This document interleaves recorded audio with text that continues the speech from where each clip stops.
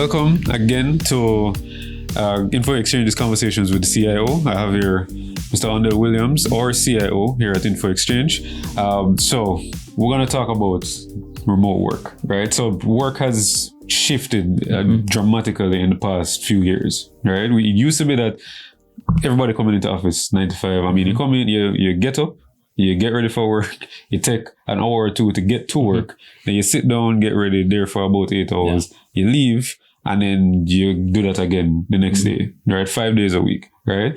Talk to me about how work has shifted and what it is now, like what it entails now. For a lot of organizations, work was a place that you go to rather than something that you do. And what, during the pandemic, what we saw was that all businesses were forced to operate remotely. And because of that, this whole idea of remote work actually became a new normal. And with that came different technologies to enable it. I mean, we started using a whole lot more Zoom, Microsoft Teams, accessing workloads remotely, different things like that. So how do we make our employees, contractors, just as productive when they're working outside the office as well as they're working inside the office? And how can we provide the same set of securities, the same set of tools to ensure that the business itself is protected and everything is operating efficiently? So when it comes to that, we have seen now where a lot of organizations are moving to what we call hybrid work. Some days in office, some days outside of the office. Striking that balance between you being in office as well as out of office, because, face-to-face is still important. So we're back to being able to have face-to-face meetings and to have collaborations in person. And with that, you see the drive to force in office, but there's a resistance from the employee side to say, no, we're not going to tolerate that anymore. I mean, we always spoke about a work-life balance, but there was never any balance. Because you have a lot of employers and companies kind of mandating that, you used to work remote, and it's because we were forced during COVID. No one wanted to come back to no one wanted to come back into that. That's gone. Wanted to come back now and operate. Yes, but there's a pushback. And therefore, even though you see the very big global companies are saying, CEOs are saying, well, employees need to get back to work and get back into the office and so forth, it's not happening. So hybrid work is here to stay. I won't say full remote work, but hybrid work is here to stay. So that's a new normal. And whether you're in Jamaica or you're in the US, Canada, or anywhere else in the world, that's what you have to get used to. And managers and leaders need to realize that and embrace it and utilize the various operational efficiencies that it carries. So, I mean, that I'm going to segue, us being Info Exchange, I'm going to segue into a very, key risk that comes inherently with, people working remotely, trying to connect to your corporate environment from anywhere, right?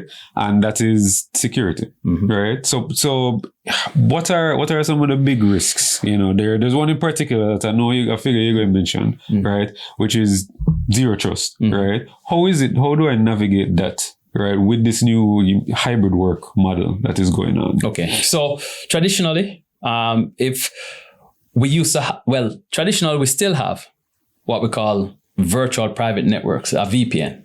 And if you talk to any employee, any user that has worked remotely, they know what VPN is, because the IT person says you have to connect to the VPN if you want to connect to your applications that are running internally.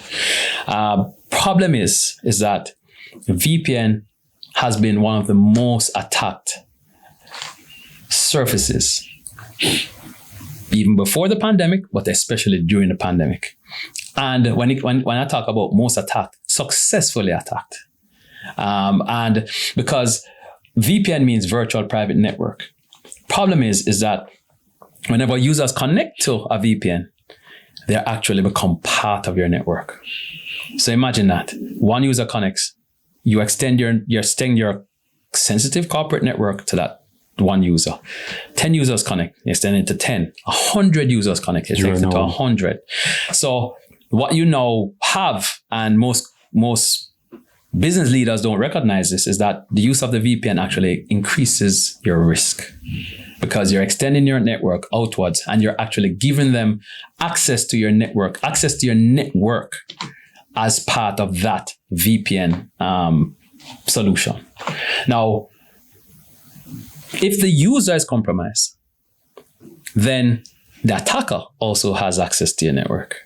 So meaning if a hacker compromises one of the users who is connected to your network, they can now get into your network because they're on the network.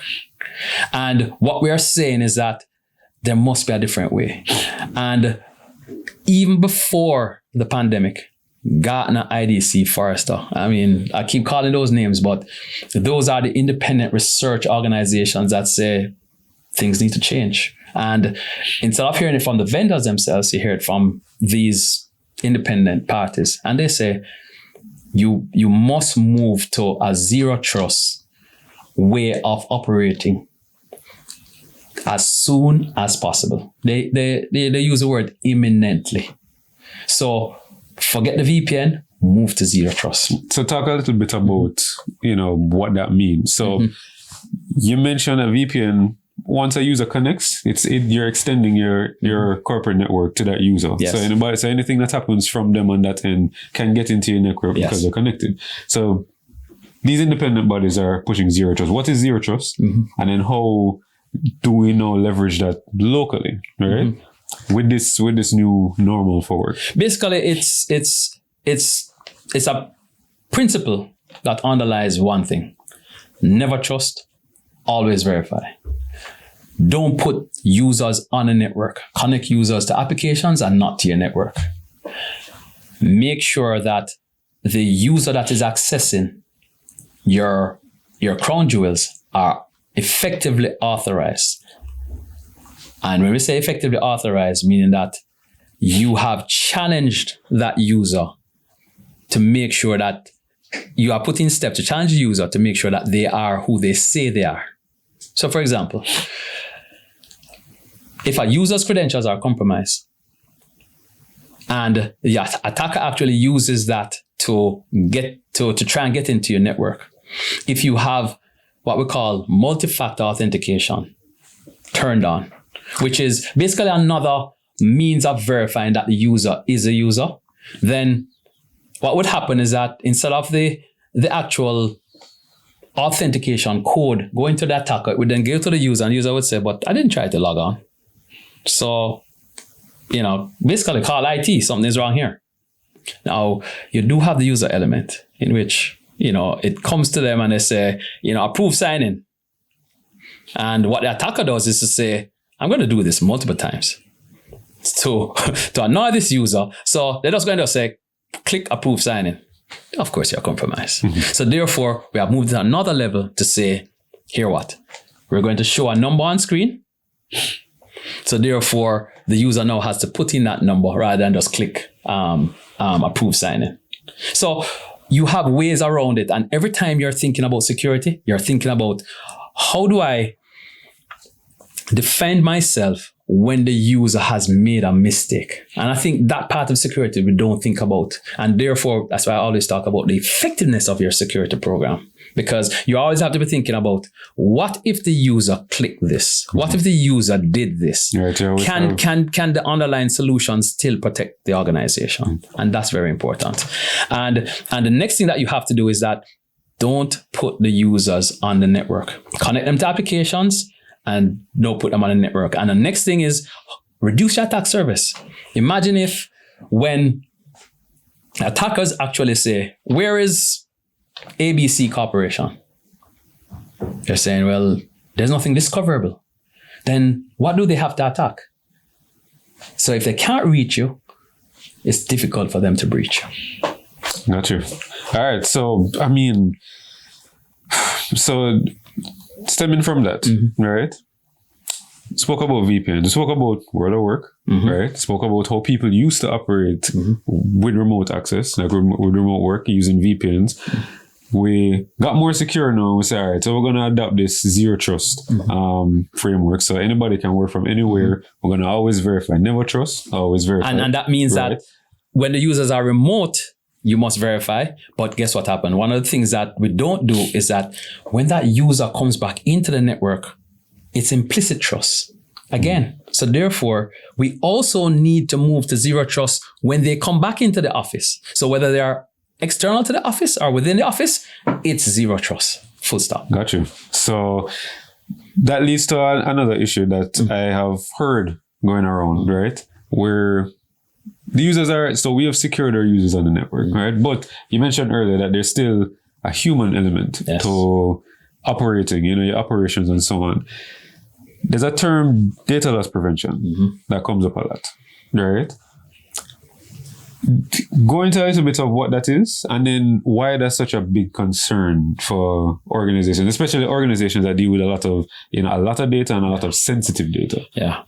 Well, one is we definitely, the DPA is right upon us, Jamaica DPA. Come December 1st, we're all required to register and of course comply. And part of that compliance is actually making sure that the private data that we have on our customers and on our employees, and sometimes we forget that piece, must be protected. We must have consent, and of course, all the different things that is related to privacy. Now, with that, how do we prevent data from being lost, data from being leaked to an unauthorized party? How does data actually leave an organization? So if an organization thinks about it electronically, it leaves via email, via internet. It leaves via the endpoint, a thumb drive. It leaves via printing. So anyway, that a user can copy off and move the data. So what an organization should do is to, draw a circle and just think about the different slices of how data can leak, which we call data loss channels. So if you think about it, email, your internet, your endpoint, and of course you have other ways in which persons can leak a data. Print it and walk through the door. On a USB drive, move it to a USB drive and out and everything like that. As well as if an attacker is within your network, then they exfiltrate that data to their servers and so forth. And that's usually via the internet. So when you think about it, what do you do to ensure that that data is protected and cannot be exfiltrated? One of the things that the attackers are doing these days is that they are what we call double extortion. They are ransoming and encrypting your data, as well as they're exfiltrating your data, meaning that they're putting the data, extracting the data from your servers onto their servers and saying, here what? If you don't pay us a ransom, we're going to expose you. Expose the data. And another thing that they're doing is saying, here what?